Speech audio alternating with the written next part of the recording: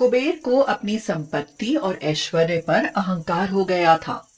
वह अक्सर इसका दिखावा करते रहते थे, देवों पर धौंस जमाते थे, मौके बेमौके ऐश्वर्य की डींगे हाँकते रहते थे। इसी प्रकार अपने अभिमान में चूर कुबेर एक दिन कहीं भ्रमण में रहता है और उसकी मुलाकात देव ऋषि नारद से होती है और वो उनसे अपना बखान करने लगता है कि किस प्रकार वो सभी का भरण पोषण करता है। और स्वभाववश वो नारद मुनि से पूछ बैठता है, ऐसा क्या करूं जिससे मेरे वर्चस्व में चार चांद लगे। नारद मुनि को कुबेर के अभिमान का एहसास हो जाता है और उसके अभिमान को तोड़ने के लिए वो एक व्यूह रचते हैं और उसे अपनी बातों में फंसा लेते हैं और कुबेर से बोलते हैं, नारायण नारायण, आप एक बहुत भव्य भोज का आयोजन करें और उस भोज में संसार के सभी जीवों को, साथ ही साथ सभी देवी देवता, नाग, गंधर्व, यक्ष इत्यादि को आमंत्रित करें। इसके साथ ही त्रिदेवों ब्रह्मा, विष्णु और महेश को भी इस भोज में सपरिवार आमंत्रित करें। कुबेर स्वयं ही त्रिदेवों को उस भोज में आमंत्रित करने जाते हैं। महादेव, आपके आशीर्वाद से मैं एक विशाल भोज का आयोजन कर रहा हूँ। इसमें सभी देव, यक्ष, नाग, किन्नर, गंधर्व आदि आमंत्रित है, लेकिन बिना आपके पधारे वो आयोजन अधूरा रह जाएगा। शिव जी तो अंतर्यामी ठहरे, उनसे कोई क्या छिपा सकता है। वह कुबेर के मन की बात समझ गए।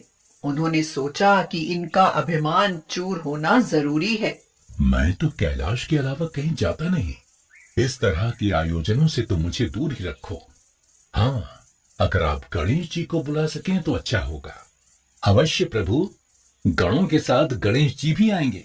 मैं उनसे विनती करूंगा। कुबेर, सोच विचार कर निर्णय कीजिएगा। हमारे लंबोदर की खुराक कुछ ज्यादा है। कई बार वो भोजन करना आरंभ करते हैं तो कई दिनों तक रुकते नहीं। प्रभु, मैंने जितना बड़ा आयोजन रखा है उतना बड़ा आयोजन आज तक किसी ने ना तो किया और न ही कर सकेगा। कुबेर गणेश जी को निमंत्रण देने गए। गणेश जी भी दिव्य दृष्टि से सारी बातें जान गए। उन्होंने निमंत्रण स्वीकार तो कर लिया और कुबेर से कहा, मैं भोजन करने तो आ जाऊंगा, लेकिन भोजन की कमी ना होने पाए। कुबेर तिलमिला गए। उनका अभिमान सर चढ़कर बोला, गणेश जी, अभी तो आप बालक हैं। मैं अलकापुरी में ऐसा प्रबंध करूंगा कि स्वयं प्रजापति भी अचंभित रह जाएंगे। भोज में गणेश जी तब पहुंचे जब सारे देवता भोजन कर चुके थे। कुबेर ने गणेश जी को चढ़ा दिया और कहा, गणेश जी, मुझे तो लगता था कि आप आएंगे नहीं और मेरा भोजन बर्बाद हो जाएगा। भोजन लाओ, आज मैं भरपेट भोजन करूंगा। गणेश जी ने खाना शुरू किया और थोड़ी देर में कुबेर की रसोई खाली हो गई। नौकरों ने झटपट और भोजन पकाया। लंबोदर के सामने कुबेर के नौकर भोजन से भरी थाली रखकर खड़े भी नहीं हो पाते और गणेश जी आंख मूंदकर गटक जाते और नई फरमाइश कर देते। उनकी थाली खाली होने लगी। कुबेर, आपके स्वादिष्ट पकवानों ने मेरी भूख जगा दी। मैं ठहर नहीं सकता। अगर भोजन नहीं मिला तो मैं आपको ही खा जाऊंगा।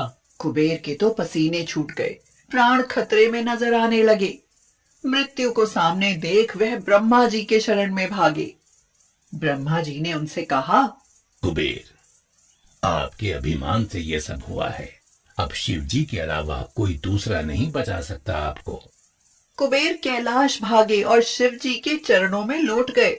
अपने अपराध के लिए क्षमा मांगी और काल रूपी गणेश जी से रक्षा की प्रार्थना की। गणेश जी को पान से भरी थाली परोस दो। कुबेर ने अपने हाथों से पानों का बीड़ा सजाकर पूरी थाली गणेश जी के सामने रख दी। क्रोध में गणेश जी उसे कटक गए और भोजन की मांग करने लगे। बजाय और भोजन का प्रबंध करने के कुबेर चुपचाप हाथ जोड़कर खड़े हो गए। गणेश जी कुबेर को दबोचने के लिए बढ़े तो ब्रह्मा जी ने उन्हें टोका, गजानन, शास्त्रों के अनुसार अब आपका भोजन पूर्ण हो चुका। पान तो मुख शुद्धि है, जब भोजन के बाद ग्रहण किया जाता है। आपने तो पान भी खा लिया। कुबेर को आप क्षमा कर अभयदान दें। कुबेर ब्रह्मा जी का संकेत मिलते ही गणेश जी के पांव में लौट गए। ब्रह्मा के वचनों से गजानन का क्रोध शांत हो गया था।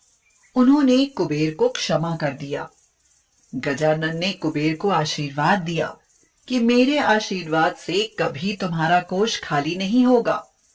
जिस प्रयोजन में तुम्हारा आह्वान किया जाएगा वह मेरे आशीर्वाद से निर्विघ्न रहेगा।